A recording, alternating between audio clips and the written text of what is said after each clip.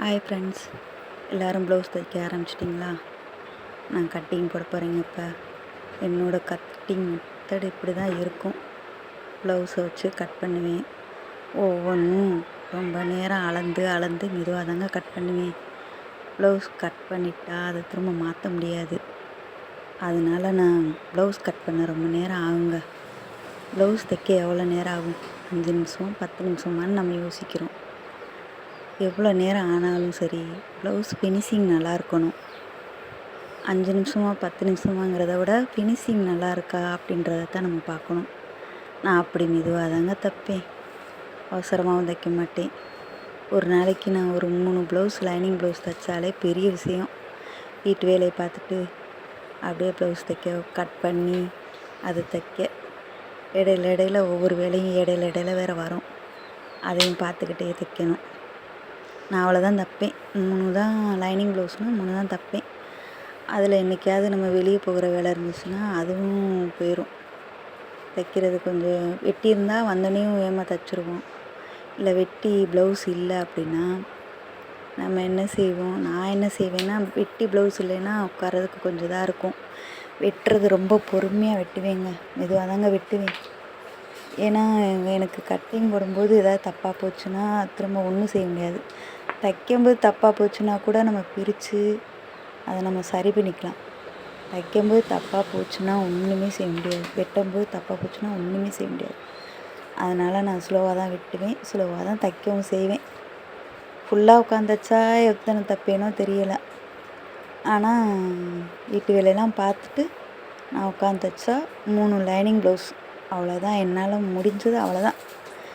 இதே தீபாவளி நேரம்னா கொஞ்சம் வேலை அதிகமாக பார்ப்பேன். அது ஃபுல்லாக உட்காந்துருக்க மாதிரி இருக்கும். காலையிலேருந்து நைட்டு வரைக்கும் அப்படி உட்காந்து பார்த்தா தான் ஒரு 4 5 அவ்வளோதான். அதுக்கு மேலேயும் முடியாது என்னால். என்னமோ எனக்கு தான் அப்படி இருக்கா என்னன்னு தெரியலை. முதல்ல நார்மல் மிஷினில் தைச்சேன். அப்போ 3 லைனிங் ப்ளவுஸே கட் பண்ணி தைச்சிருவேன் நார்மல் மிஷினில், மோட்ரு போடாமல். ஆனால் இப்போ மோட்ரு போட்டு தைக்கிறேன். அதுலேயும் அந்த 3 ப்ளவுஸ் தாங்க தைக்கிறேன் மெதுவாக. நீங்களாம் எவ்வளோ நேரம் தைப்பீங்க சொல்லுங்கள், கமெண்ட்ஸில் சொல்லுங்கள். உங்களோட டைம் எப்படி, நீங்கள் கட்டிங் போடுறது எவ்வளோ நேரம் ஆகும் அப்படின்னு. நான் நார்மல் ப்ளவுஸ் லைனிங் சாதா ப்ளவுஸாக இருந்தால் குறைஞ்சது தைக்கிறதுக்கு 3/4 மணி நேரம் ஆகும். அதே லைனிங் ப்ளவுஸ்னால் 1 மணி நேரம் ஆகும். அதுலேயும் பூனம் ப்ளவுஸாக இருந்தால் 1.25 மணி நேரம் கூட ஆகும்.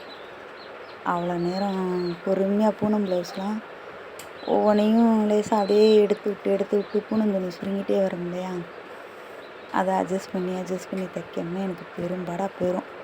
அதில் உட்காந்து பிரித்தும் வேறு தைப்பேன்.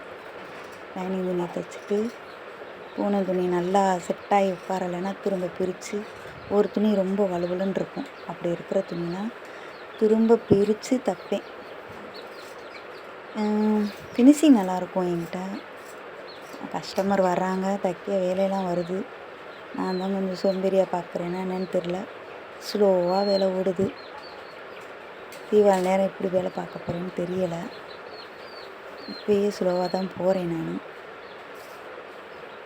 நீங்களாம் எப்படி வேகமாக கட்டிங் போட்டு வேகமாக தைச்சிருக்கீங்களா? மெதுவாக தைப்பீங்களா?